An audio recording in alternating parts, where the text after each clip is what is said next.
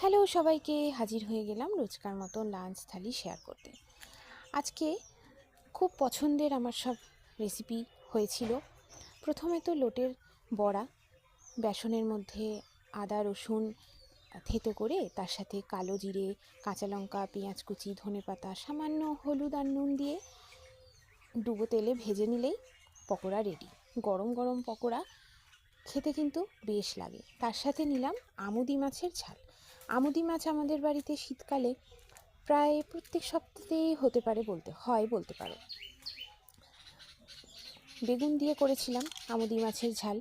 আর সাথে নিচ্ছি একদম গরম গরম হাঁসের ডিমের অমলেট বা মামলেট। তো অমলেট মামলেট যাই বলো না কেন, সেটা কিন্তু একদম খাওয়ার আগে গরম গরম খেতে বেশি ভালো লাগে। ঠান্ডা হয়ে জুড়িয়ে গেলে কিন্তু একদম ভালো লাগে না।